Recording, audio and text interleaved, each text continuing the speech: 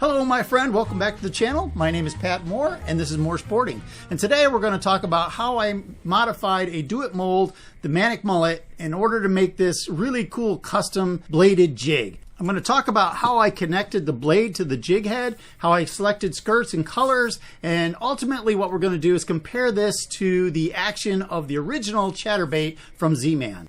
Now that underwater visual comparison between the two units is going to be near the end of the video, so stick around for that. All right, let's start by looking at the Z-Man product here. This is Z-Man is the pioneer of the vibrating blade bait.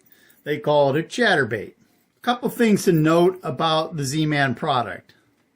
They have this, I think it's patented actually, where the blade is connected directly to the eye that comes out of the jig head.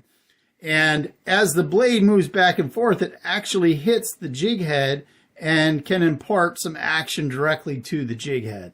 So it's constantly bumping the jig head, that's making noise, and it's moving the jig head slightly. That's the idea anyway. So that's the plan there. And that's why they have that part patented. They also have this shape, this angular shape, copyrighted. So you can't use that angular head, blade as well. So if you're going to try to sell any of the baits that you make, you can't use blades that have that angular shape. Otherwise, Z-Man will, send you one of those nasty letters, cease and desist letters. So I don't plan on selling these. They're for my personal use. So I bought these guys here on eBay in bulk. And I think that the Z-Man's probably tracked those guys down by now and said, hey man, that is a copyrighted pattern and you cannot sell that for profit. So you might not be able to get those anymore, but I have bought these. I think I have 100 of each in each size. And the reason why I have the different sizes is that it really is dependent on the weight of the jig head as to what, how successful the blade actually functions. You need enough weight on the bottom to hold it down so that as it vibrates back and forth, it remains stable. This is the jig head that I want to convert to a blade bait, a vibrating blade bait. Now this is how it's designed to have the hook eye in line with the jig head. And it's in line with the jig head because these are basically swim jigs. They want it to be streamlined. Well, if you try to put a blade on the jig head as it's intended like this, then you're going to have to use 2 split rings in order to get it perpendicular to the jig head. All right. Well, we talked about this actually hitting the jig head to make noise and impart action. And that's part of what makes the Z-Man product so successful. And this obviously with 2 split rings is not anywhere near the jig head. Now this still functions, it still vibrates, and I'm sure it makes quite a bit of noise going through the water. And this little micro finesse minnow here, I've caught a lot of fish using this setup, exactly like this with 2 split rings, a vibrating blade, and I can see it imparting action onto this minnow. It's just not as aggressive as you might get from, say, the way that the Z-Man set up. So what I wanted to do is to be able to use a single split ring on the setup. And so in order to do that, you need to have the eye of the hook at a 90-degree angle to the head. And then a single split ring will connect the blade to the head and still allow the head to fold back and miss the point of the hook. That's why you'll see me modify the mold so that I can get this 90-degree eye in the jig head. So I'm just going to go through how I do this, right? So we're going to add a split ring to the bottom. And by the way, this is a common way that a lot of the other manufacturers are doing this to get around the the Z-Man patent. All right. All right. Now the blade folds towards the back. So this is the front of the blade. So I need that to be on the bait just like this. So when you go to put these on, you got to pay attention to that. Make sure you're doing it in the right direction. All right. Now you can see when this guy folds back, it misses the hook point. So it should get reasonable hookups. It's not going to impact the head unless the blade flipped all the way over.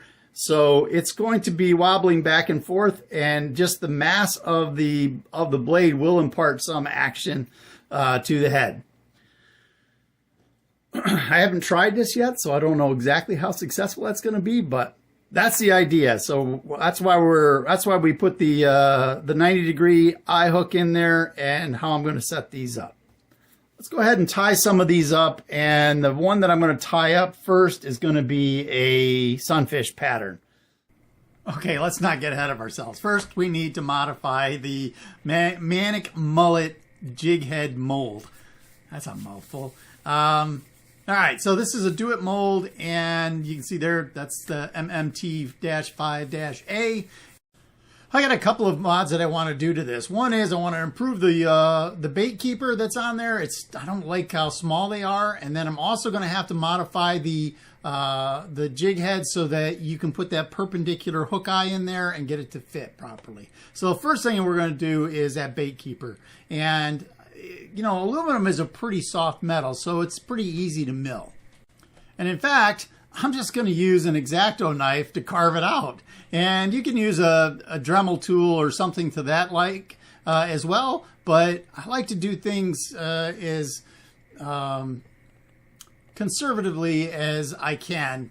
Because, you know, once you've dug a hole in the mold, it's not easy to fill it back in. So, yeah, that's what I'm going to do. I'm just going to carve this out with an X-Acto knife. And I have to be pretty careful with the opposite side of this mold because there's an air vent on there, and if I carve into that air vent, it's a possibility that lead would spew out the air vent, which is kind of dangerous. I don't want that happening, so all the more reason to be conservative in your carving. When I get both of these things carved out, I'll make sure that I share that. I'll give you guys a close-up so you can see exactly what I did and how it looks. Moving on to the next modification, we're going to have to carve out that area where the hook goes. And I tried to do it with an X-Acto knife and a hand drill and a bunch of other things. And finally, I got frustrated and said, you know what? I have the tool for this. And I went and got my power drill here and just hogged that area out so that the hook eye would slide down into that little slot right there. And of course, not to overstate the obvious, but when you close it, it has to close completely. You can't have any gaps, otherwise the lead just pours out at the sides of it. So yeah, it needs to fit down in there completely. And here's the hooks I'm using if you want to pause the video and get all that information. And here is the close-up of that bait keeper, and I'm pretty satisfied with the way this turned out. I think that's going to hold better than just the simple ridges. And you can see I did the same on the other side. So, and they do line up, and it worked out pretty well. I'll probably end up doing the 3/8 size as well. But for now, the 1/2 inch is what I'm using. And here's a close-up of the hook slot. You can see that the mold goes about halfway up the center of the hook eye, which is exactly what you want. And the other half will go into the other side of the mold.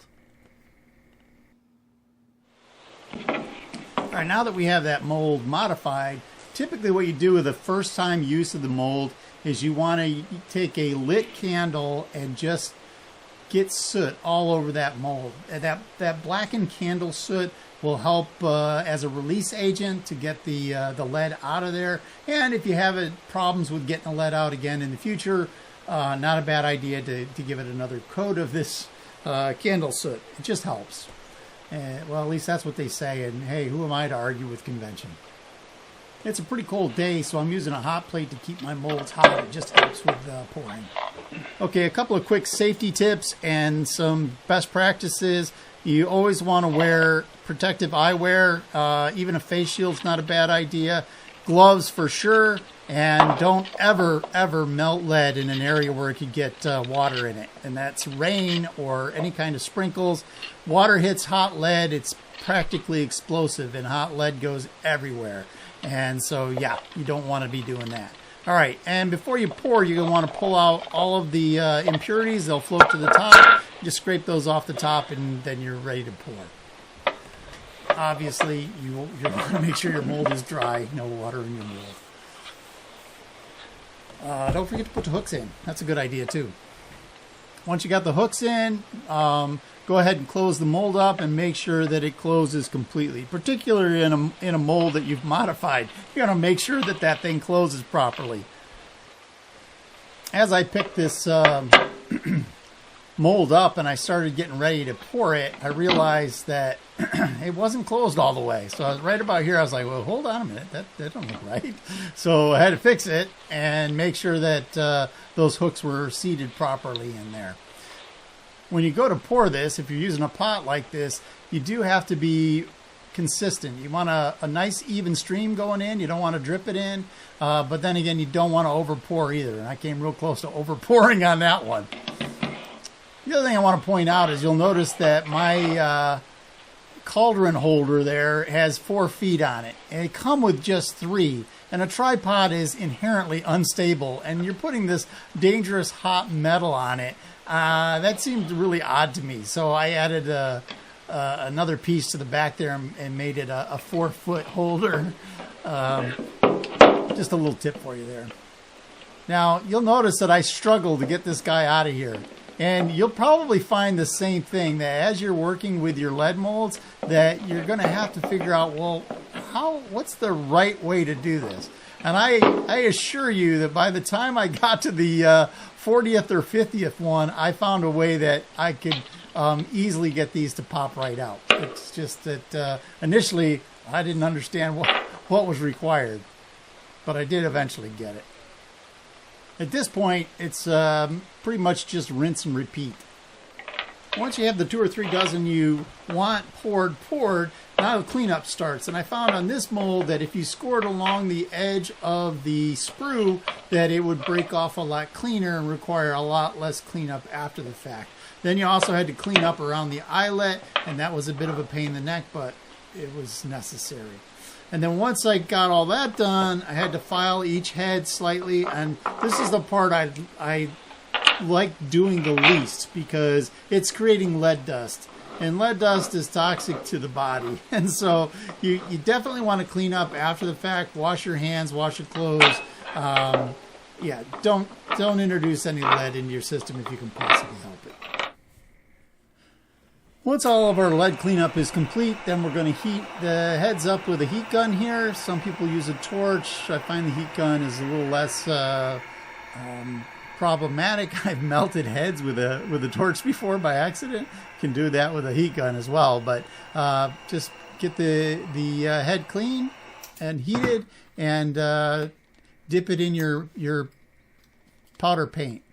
Then typically what I do is I reheat this up just to make sure that it's glossy, and then I hang it up to cool. And when I do that, it's not complete. It'll tell you on the instructions that you need to heat it for 15 or 20 minutes at 350 degrees, and that will actually set the product and make it a lot more durable. Now, if you're not too concerned about durability, then you don't need to do that, I guess, but that's what you should do. And okay, now we're going to tie up the skirt on one of these jig heads in the color pattern of a sunfish. There, that's in the right time sequence now. All right, so we're going to tie up a sunfish pattern, and I'm going to do that because I'm going to have this bellows thingy here as my trailer, and I think that that's got a pretty strong sunfish coloration to start with. So we're going to add just a little bit of pizzazz to it with some color, and that should give us a nice sunfish color. There's another reason why I chose this jig head is because it's got a gap in here that will allow me to actually tie on some skirting material, and I think that's going to work great. All right, so on the belly of a lot of sunfish, they have a bright yellow-orange color. This has got some gold shimmer on it as well. So we're just going to tie this into the belly of the bait blade here. The belly of the jig head. And remember, you don't need a lot of wraps just to hold it in place. Just 1 or 2 wraps will hold it in place. All right, then the next thing I'm going to add is some blue. And that's because bluegills obviously have a little blue on their gills as well. And so I just want a little hint of that coloration in there.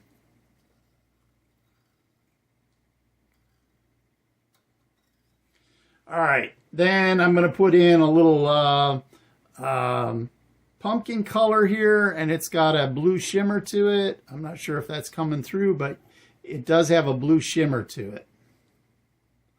And that's going to be on the spine here. And then lastly, I'm going to put on a little bit of green pumpkin, just standard green pumpkin on top. It's not quite as brown as I would like, but it's what I got. So we're going to go with that. And then we're going to do a whip stitch finish on top of all of that.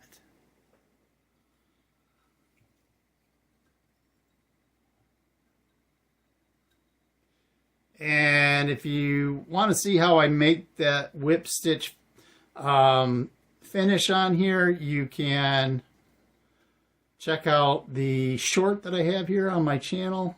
It goes through it in detail.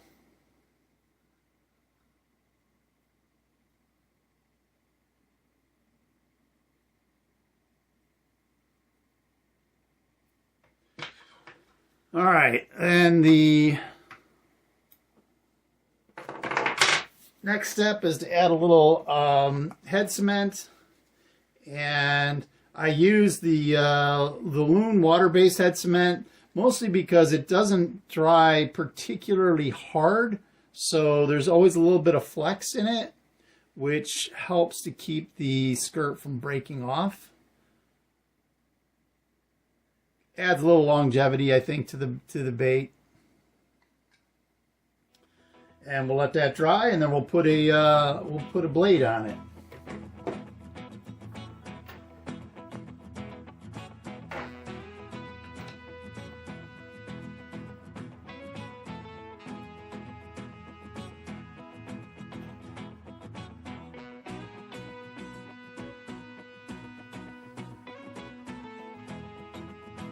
All right.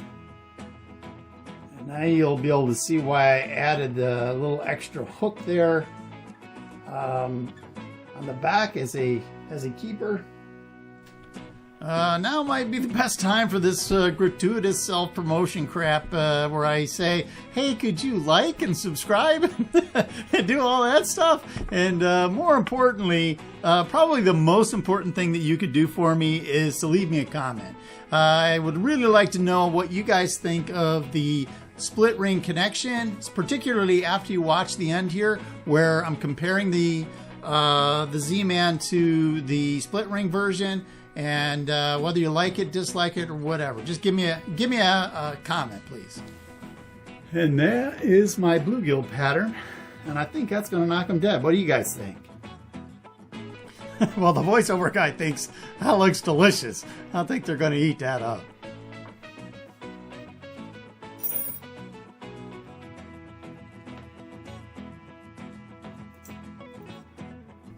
Now, as I add this clip to the blade here, I just want to point out that we're now going to compare the system of attaching the blade with a split ring to the direct connect method. What does it look like on an actual honest-to-goodness Z-Man chatterbait versus one of these guys that I put together? And I'm going to say ahead of time here that I don't know for sure which way is better. They are different, and I can see the difference, But there's a lot of things that I like about the split ring connection versus the direct connect. And if the reason that Z-Man did the direct connect was simply to save money on split rings, well, then I'm going to say the split ring way is better. I haven't fished them both enough to be able to say one way or the other, but yeah, I think that it's worth taking a look at. All right, let's do this comparison. So this is the split ring version, and what you'll see is that the blade swings a lot more than the chatterbait version. And you can feel it in the rod a lot more. You can tell when this thing is vibrating. It's really obvious. And I also noticed, and I'm not sure whether this is a problem with the Z-Man unit that I have or whether this is normal behavior, but this thing will start chattering at less than 1 mile an hour. And the Z-Man didn't do that. It started chattering about 1.2 miles an hour. So yeah, from my standpoint, now I can't hear it because my mic underneath the water isn't showing or isn't picking up on the chattering noise, but from a visual standpoint, I like the way that the split ring connected blades look versus the chatter blade. And this is the chatter blade here, and you can see that it doesn't move as far as the split ring version. Sorry for not having the lures framed properly. It was challenging to pedal and hold the lures still. I'll do better next time. Here's the side-by-side in full speed, and then we'll do a slower motion one here in a sec. I think you'll agree, you can see in the slow motion version just how much more that blade rocks back and forth with the split ring, and I think that that's imparting more action, honestly. And certainly I know you can feel it in the rod a whole lot more. All right, now which one's better? I don't know. You guys decide.